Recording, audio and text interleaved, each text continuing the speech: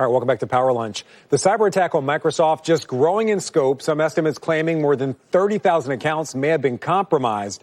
Microsoft attributing that attack to the Chinese group Hanifas. This is the White House is preparing retaliatory action against Russia for their role in the SolarWinds hack back in December.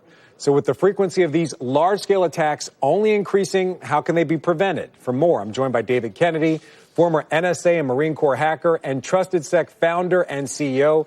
David, thanks for being here with us. Yeah, thanks so much for having me on. Appreciate it. So we're seeing the reports everywhere, 30,000 accounts potentially compromised. Can you give us a sense historically and in scope, how big is this attack?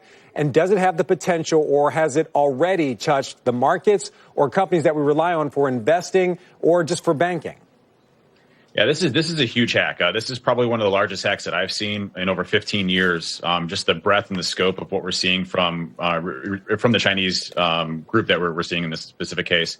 What's interesting about this is that 30,000 right now is just the low end estimate. We fully expect that number to substantially grow worldwide. We're talking hundreds of thousands. Our teams are working nonstop, 24 hours a day from an incident response perspective, trying to battle all this. This is one of the largest hacks that we've seen. And we're still trying to assess the full extent and damage and what the objectives were from the Chinese and why they were doing this. So we normally don't see this type of overt action going after hundreds of thousands of potential companies. It's very unusual for them. So you called it overaction. Obviously, this is large in scale. But I think the real question is, what do we do next? Now, we've been looking at the cybersecurity stocks today, some of them up, some of them down, some differences in performance. But the question is, should investors have confidence in our U.S.-based companies? Can they protect us from these kind of attacks going forward? And if so, what do companies need to do? Yeah, this is a shifting and changing market all the time. We just saw recently with the big supply chain SolarWinds attack that happened. Previously to that, there were a number of other big data breaches that we see out there, and we continuously see this happening. Cybersecurity is one of those industries where you continuously need to evolve and to innovate to ensure that you're identifying what these types of threats look like. And while you might not have been able to identify this initial specific precise attack, what the hackers did after the fact around going after the systems and the probing that they did of those systems, those are things that we can absolutely detect upon. And those are what companies really need to be focusing on is, responding to these much faster and minimizing the damage, as well as, responding much faster. Microsoft got wind of this in January. Unfortunately, we just got the patch in March, and all this exploitation was occurring during this period of time. We have to move much faster to respond to these in the future. So, yeah, absolutely.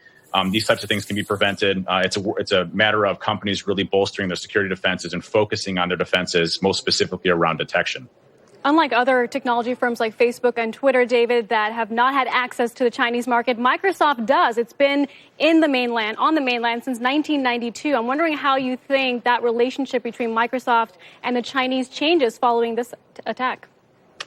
It's unfortunate. What we're seeing today from a cyber warfare perspective is that there's little to no rules or regulations or any type of rules of engagement. It's kind of the wild, wild west. The United States hacks into China. China hacks the United States. We hack into Russia. Russia hacks into us. But the difference is that, we're primarily focused on intelligence gathering, whereas China and Russia are focused on intelligence gathering as well as intellectual property theft. You saw a lot of the hacks happening around the vaccine research that was occurring for COVID-19. There's really no rules that are happening here. And unfortunately, until we have a discussion around what cyber warfare actually means and ramifications for those, these things are going to continue to happen from these state-sponsored organizations. And unfortunately, they're going to be more and more frequent as things come along, and especially as our relationships kind of deteriorate in all those different areas. Unfortunately, this is one of many to come. We'll see how the White House plans to respond. David, thank you for joining us today. David Kennedy. Thank you so much.